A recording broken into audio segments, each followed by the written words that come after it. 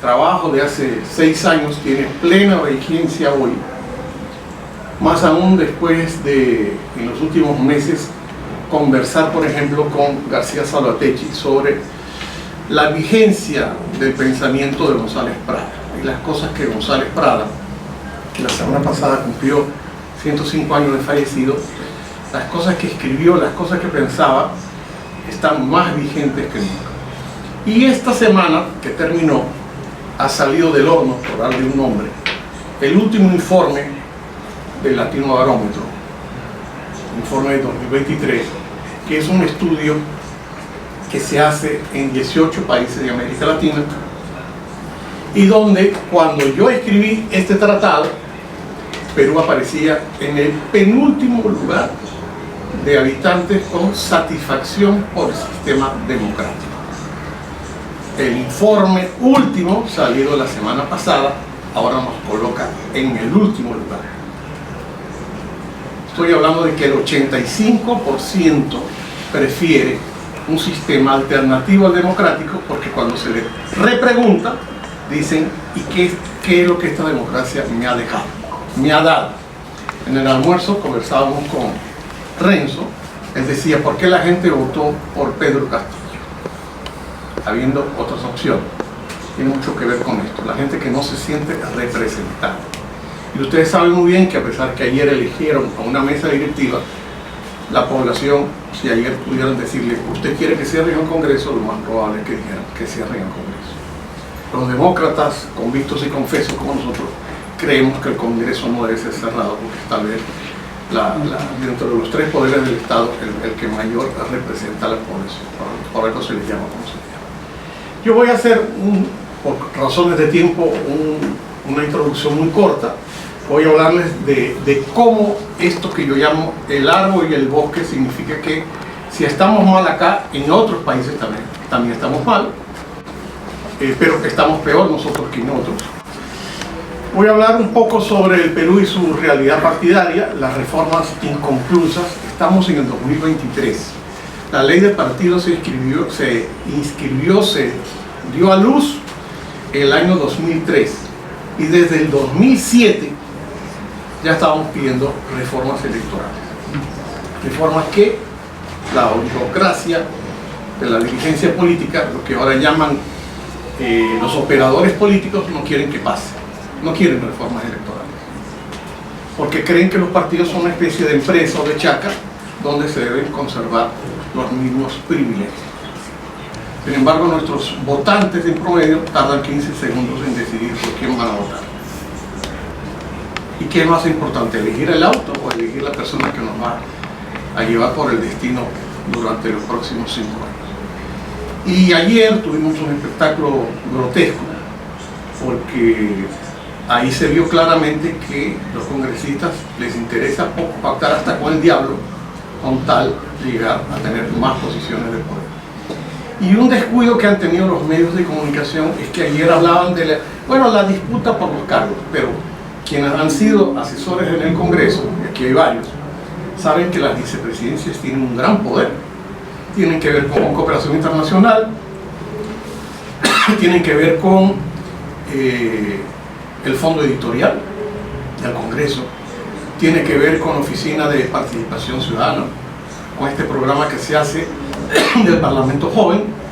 En fin, los vicepresidentes tienen poder, y tienen poder de dinero administrativo en el Congreso. Esta mañana ya el vocero de Perú Libre decía, bueno, ya tenemos la vicepresidencia, ahora queremos la presidencia de la Comisión de Constitución. No la Asamblea, sino la nuestra, según las palabras que dijo el señor Cruz esta mañana. Entonces, ¿cómo logramos tener una democracia que sea más allá de lo electoral, donde el ciudadano sea el que conserve el poder constituyente del soberano, y que no sea solamente una legitimidad de entrada, sino de ejecución y de salida? Representatividad y participación, yo siempre he creído, porque estudié ciencias políticas, que no son dos palabras que se oponen, sino que se deberían complementar. Y lamentablemente muchas veces lo que estamos viendo es que hay un divorcio también entre lo que se dice y lo que se hace. Y termino esta parte preguntando, ¿existirá voluntad política para cambiar? ¿Por dónde empezamos? Siguiente lámina. Y ustedes dirán, bueno, ¿y esto qué es? Esto fue una travesura de mis alumnos que a la hora de que les pedí que me graficaran un partido político, me salieron con esta cebolla. Y el autor, yo le pregunté, explícame un poco eso. Me dice, mire profesor, la cebolla cuando se parte, ahí podemos ver sus capas, ¿no? Y si yo la dejo mucho tiempo así, se va a podrir, va a oler mal. Hoy día los partidos, lo que uno llama en branding electoral, la marca está sucia, los partidos tienen una marca sucia. Y para colmo, si ustedes se fijan, la cebolla, esos aros concéntricos, todos miran hacia adentro. Los partidos han tenido esa desvirtud de ya no mirar hacia afuera. Siguiente, por favor. Entonces, la sociedad ha cambiado, los partidos caminan mucho más lento. Yo me pregunto si podemos imaginarnos a partidos distintos de forma y de fondo. En los países nórdicos, por ejemplo, se está volviendo ya a las comunas.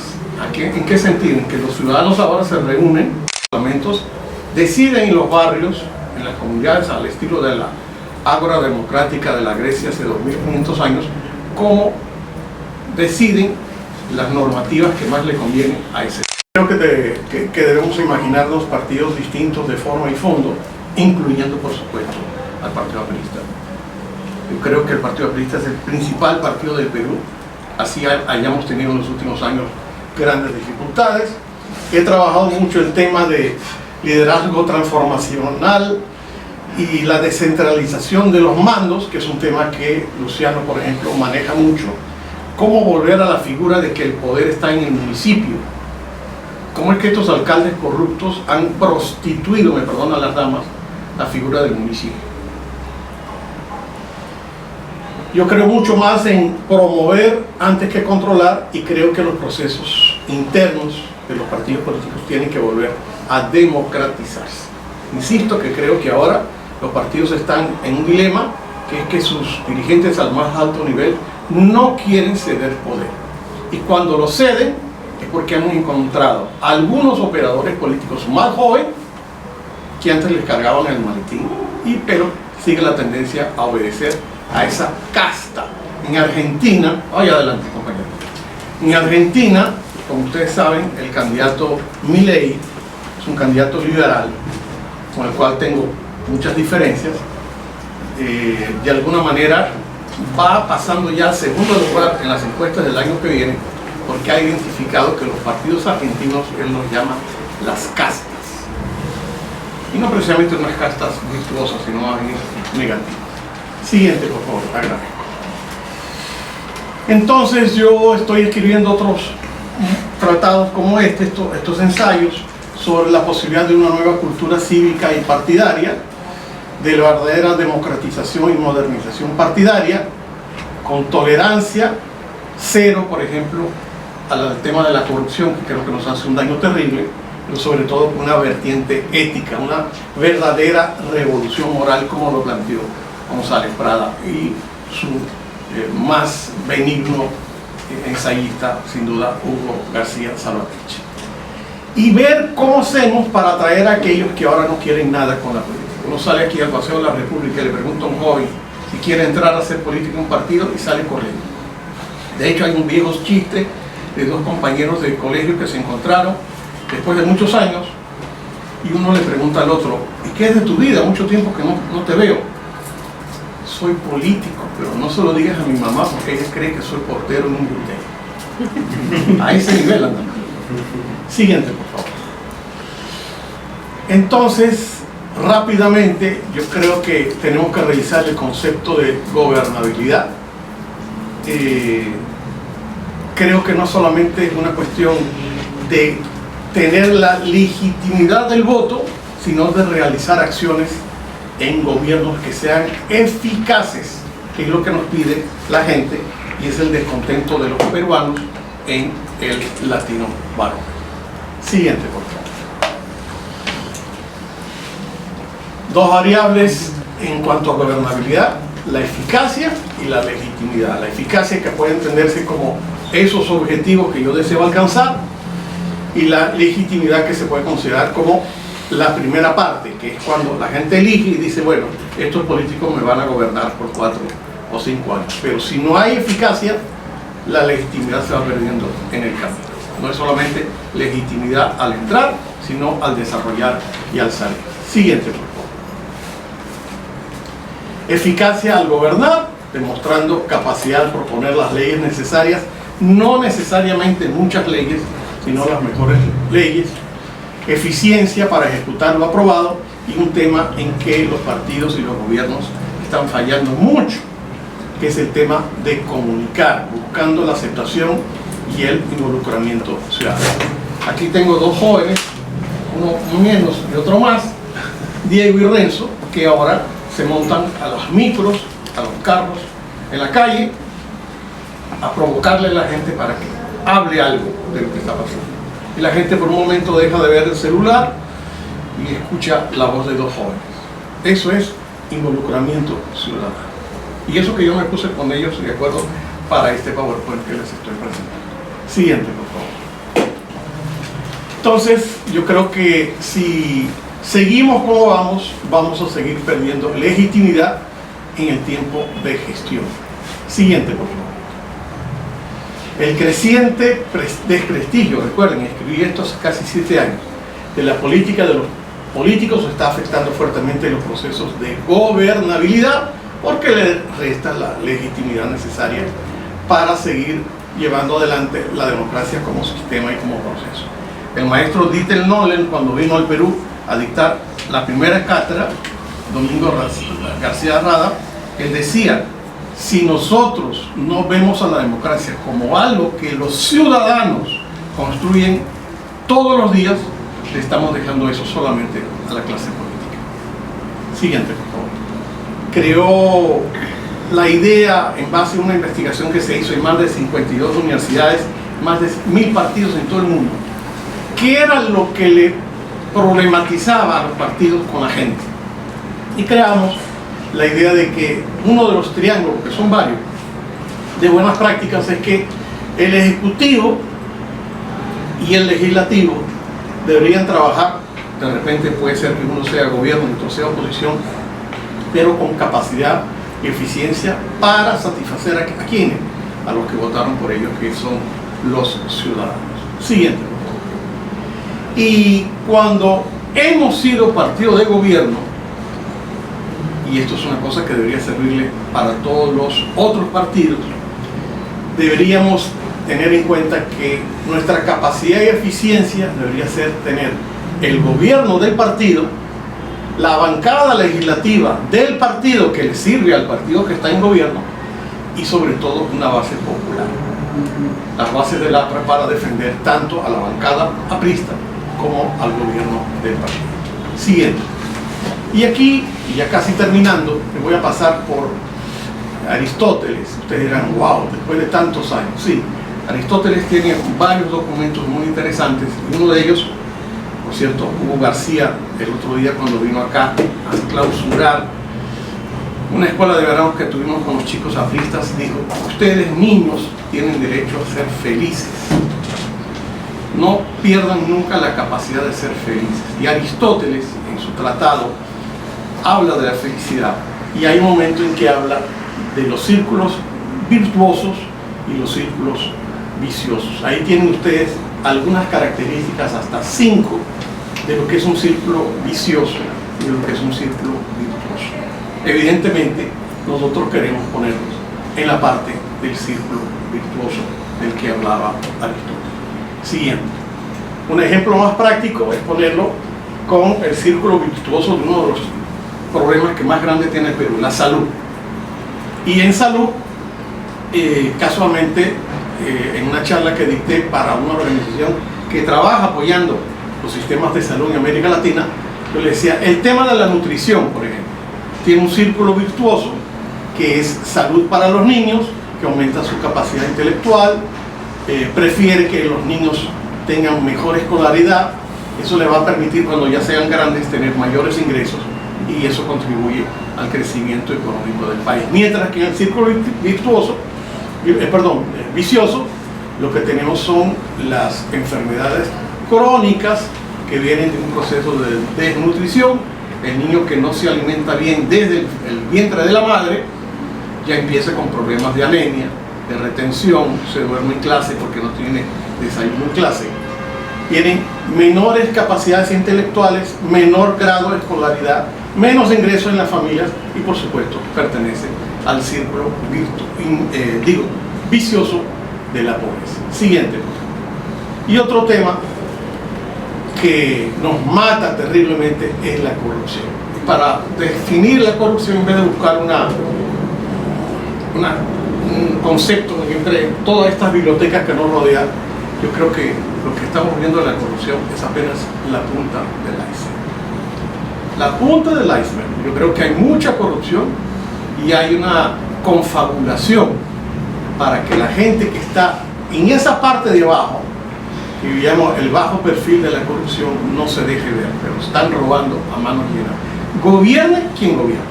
Si se tienen que acostar con el mismo diablo, se acuestan, pero no quieren perder sus privilegios económicos. Siguiente, porque ya estamos concluyendo. Yo creo mucho en la fuerza de los jóvenes y las jóvenes y mujeres con la fuerza del cambio. Yo creo que aquí en el partido estamos viviendo eso. Fernando Arias esta mañana hablaba de que a veces los partos históricos necesitan ciertos procesos de violencia. Uno que se supone está en contra de la violencia puede entender que a veces los jóvenes y las mujeres van a tener que usar armas, hasta cierto punto violencias, para realizar esta reingeniería que nos prepare para gobernar bien, y eso que se permita lograr índices e indicadores que nos permitan el verdadero estado de bienestar general, que ahora nos ha puesto un límite intermedio el año 2030. Estamos a 7 años de que la ONU revise de nuevo los parámetros para saber si los ciudadanos del mundo podemos ser considerados dentro de lo que se llama el estado de bienestar general. Una más, por favor. Mínimos exigibles. En ciencias políticas se habla de los máximos y los mínimos. Yo ahorita, conforme está pasando el mundo de la precariedad democrática, ni siquiera le voy a los máximos. Creo que los mínimos exigibles, a partir de normas de transparencia, de mucho acceso a la información pública, rendición de cuentas y concertación, puestos todo esto a los grandes objetivos del Perú. Lo que se llama prácticas de buen gobierno para gobernar con legitimidad. Siguiente. Y termino recordando a Platón. La ética de Platón, que en uno de sus principales libros, en la República, en uno de los tomos de la República, habla del mito de la caverna.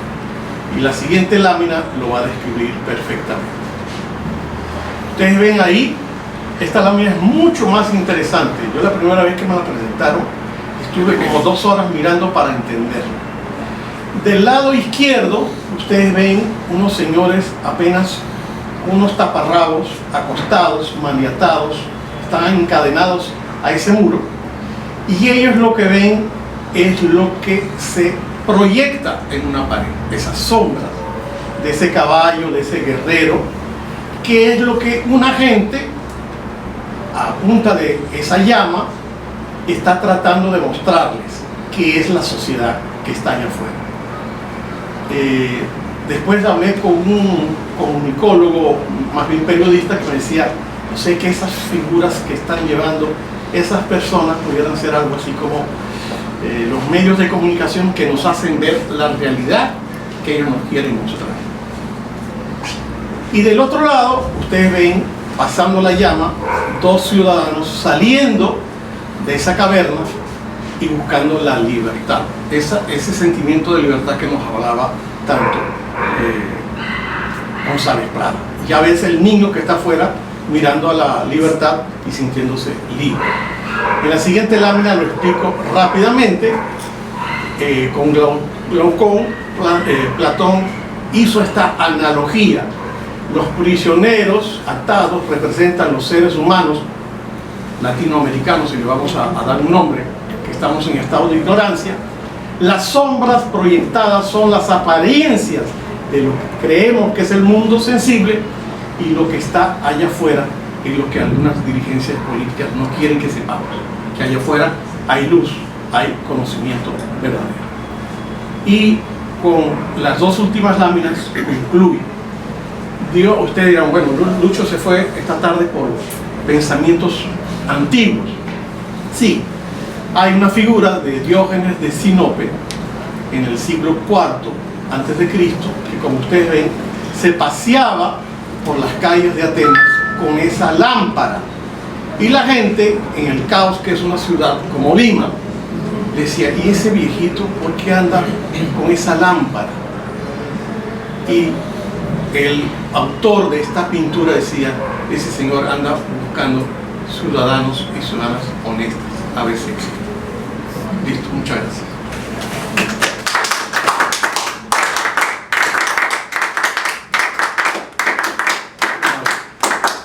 Muchas gracias, Lucho. Unos pequeños comentarios a este importante trabajo con Lucho. Tienen que ver, creo, con tres aspectos fundamentales.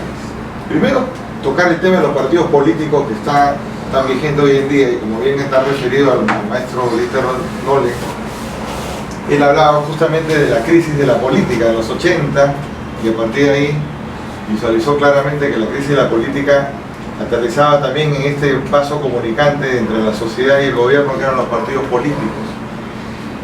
Lucho en este trabajo hace una explicación bastante detallada de este aspecto conceptual del partido político, de la relación de los partidos políticos con las organizaciones de la sociedad, y en este caso con las ONGs. Y me parecía muy importante, justamente como una metodología para romper los círculos viciosos y entrar a los círculos virtuosos que nos hablabas en la última parte de tu exposición, el famoso triángulo de las buenas prácticas en partidos políticos, ¿no? Y yo quisiera acá enseñárselo, me parece muy importante mostrar este triángulo que está en el libro, que no está en la lámina, porque este triángulo es producto de un trabajo mayor que se trabajó muchos años en una serie de instituciones como el Instituto Nacional Demócrata, y este triángulo de buenas prácticas nos lleva a una reflexión a quienes estamos en partidos políticos. La primera, que hay tres aspectos en la sociedad civil actual que nos exige a nosotros como partidos políticos tener en cuenta. La primera es la democracia interna, que implica una serie de cosas, está muy detallado en el libro, yo voy a referirme solamente a tres. Dice: el partido difunde y capacita a sus líderes y miembros sobre las reglas, los procedimientos y valores del partido. El partido opera en distintas unidades geográficas y funcionales. Los miembros y líderes trabajan juntos para desarrollar y mejorar la plataforma y políticas del partido. Los líderes y candidatos son elegidos de manera libre, justa y de acuerdo a las reglas del partido. El partido usa de manera efectiva la comunicación abierta, vertical y horizontal. Esto es muy importante. Otro aspecto de la sociedad civil sobre los partidos políticos. Entonces, el tema de la transparencia implica, por ejemplo, acá tres cosas puntuales. Que el partido reporta las contribuciones financieras, gastos, activos y fuentes de financiamiento a los miembros y al público. El partido desarrolla e implementa estrategias de monitoreo a fin de permitir una rendición de cuentas ante los miembros, los electores y la sociedad. Y la transparencia implica algo que a veces no lo tomamos en cuenta: comités disciplinarios independientes que conducen investigaciones y sancionan a aquellos miembros que no cumplen con las reglas, los procedimientos y los valores del partido. Y si tenemos democracia interna y si tenemos transparencia, recién podemos ir al otro lado del triángulo, que es el alcance a los nuevos sectores, donde el partido recluta a los miembros de nuevos sectores en base a una sólida investigación. El partido desarrolla mensajes dirigidos y los comunica a todos los niveles del partido. El partido desarrolla estrategias de comunicación especificando tareas y responsabilidades para el personal y los voluntarios. Y el partido usa una metodología interactiva para capacitar a los miembros sobre cómo reclutar en nuevos sectores. Esto me parece crucial. Esto no es nuevo, esto lo trabajamos con Lucho. Tú recordarás, Lucho, en el año 2005, 2006. Así es. Y esto lo hemos expuesto permanentemente en el partido en el año 2008, 2009, 2010. Debemos recuperar esa senda. Un partido político se fortalece si su organización va de la mano con la capacitación permanente, con la interrelación directa con el ciudadano que se involucra en el partido político a partir de la participación ciudadana, con una visión económica clara del partido, y con algo que tenemos que tener claro, que no es solamente un cliché. El poder de las bases hoy más que nunca radica en que tenemos que fortalecer la presencia política de la organización en la base organizativa del propio Estado. ¿Cuál es? El municipio distrital. Si algo nos enseña la historia es que la fortaleza en nuestra república ha estado en instituciones muy antiguas, y por ejemplo que el virreinato caló muy bien esa yuxtaposición, por un lado entre la cultura andina a través del ayu organizado, con su curaca, en correlación con esta institución española que era el cabildo. Eso tuvo una permanencia de 300 años prácticamente en la historia del Perú. Pero en la República nosotros hemos ido dejando de lado ese aspecto y hemos querido hablar de una democracia representativa, muchas veces con instituciones importadas, y este momento es para repensar, tal como lo hemos venido tratando con Hugo García Salvatecchi y con otros compañeros más en una serie de reflexiones durante el último año, que tenemos que plantear una nueva democracia, una nueva estructura en el Estado y por supuesto una presencia del partido acorde a los tiempos del siglo XXI. Justamente ya sobre ese tema va a ser la siguiente exposición del otro libro que vamos a presentar, y te agradezco mucho, Lucho, tu presencia en esta feria, y te damos nuevamente un fuerte aplauso de agradecimiento.